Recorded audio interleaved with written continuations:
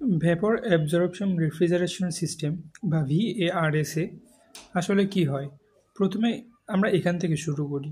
তো ইভ্যাপোরেটর থেকে যে পিওর যে অ্যামোনিয়াটা বের হয়, এটা হচ্ছে রেফ্রিজারেন্ট। আর পানি যেটা আছে, এটা হচ্ছে অ্যাবজর্বার। মানে পানি যেটা আছে ওটা অ্যাবজর্ব করতে পারে কাকে? পানি অ্যাবজর্ব করতে পারে হচ্ছে অ্যামোনিয়াকে। তো এখান থেকে যে পিওর অ্যামোনিয়াটা আছে, এটা আমাদের যায় হচ্ছে অ্যাবজর্বারে। কীভাবে যায়? কারণ অ্যাবজর্বারের মধ্যে আগে থেকে পানি থাকে, আর পানি যেটা আছে ওটা হচ্ছে অ্যামোনিয়াকে অ্যাবজর্ব করতে পারে। তো এখানে আসে পানি আর অ্যামোনিয়া দুইটা মিক্সচার আসে, ঠিক আছে? দেন এখান থেকে একটা একটা পাম্পের সাহায্যে, যেহেতু এটা অভিকর্ষ স্তনের বিপরীতে যাবে, তা এখানে একটা পাম্পের সাহায্যে এই যে অ্যামোনিয়া প্লাস ওয়াটার যে মিক্সচারটা আছে, এই মিক্সচারটা চলে যায় কোথায়? এই মিক্সচারটা চলে যায় হচ্ছে জেনারেটরে। এখন জেনারেটরে কি হয়?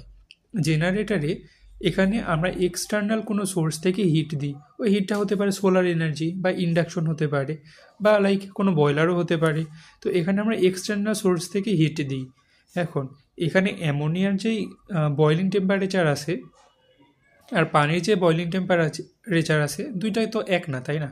তো অ্যামোনিয়ার যে বয়লিং টেম্পারেচার আছে ওইটা কম, কারণ এটা রেফ্রিজারেন্টের তো শর্তই থাকে এটা যে লো বয়লিং টেম্পারেচার।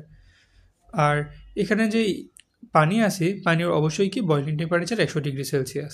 তো এখানে বাইরে থেকে হিট দেওয়ার জন্যে, যেহেতু অ্যামোনিয়ার কি বয়লিং টেম্পারেচার কম, তাই এটা আগে বয়েল হতে শুরু করে, এটা আগে বাষ্পে রূপান্তরিত হয়। যেহেতু এটা আগে বাষ্পে রূপান্তরিত হয়, তাই এটা আগে আগে বাষ্পে রূপান্তরিত হয়ে এই পাশ দিয়ে বের হয়ে রেকটিফায়ারে চলে যায়।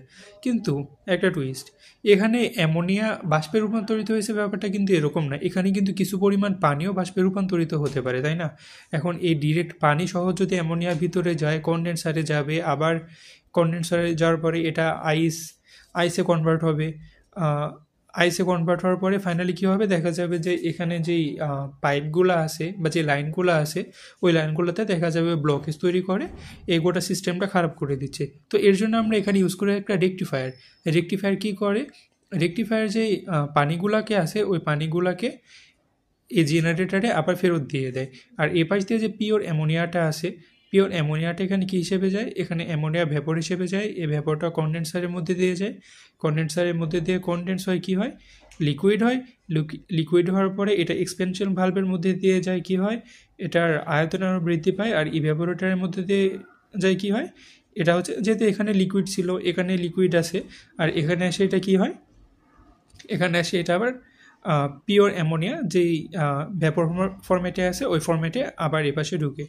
এখন এখান থেকে যে ওয়াটারটা যে জেনারেটরে আবার ব্যাক করলো, এটা আবার এখানে এসে মিক্সড হয়ে দিন কী হয়? এই যেই ওয়াটারটা ছিল, এই ওয়াটারটা এপাশে একটা হিট ট্রান্সফার, মানে রিজেনারেটর বলা হয় এটাকে, এপাশ দিয়ে একটা হিট ট্রান্সফারের সাথে যুক্ত করা হয়। যুক্ত করে কি হয়? এখানে যে পানিটা ছিল, এটা তো কি ছিল? অনেক গরম পানি ছিল না? তো এই পানিটা এ পাশে আসে একটা হিট এক্সচেঞ্জারের মাধ্যমে পানিটার প্রথমে টেম্পারেচার কমানো হয়। দেন টেম্পারেচার কমানোর পরে এখানে পানিটা বাষ্প আর লিকুইডের মিক্সচার ছিল, এটা পরে এক্সপেনশন ভালভের মাধ্যমে কনভার্ট করে দেন আবার যে ইয়াতে ছিল, যে অ্যাবজর্বার ছিল, ওই অ্যাবজর্বারে আবার ব্যাক করা হয়।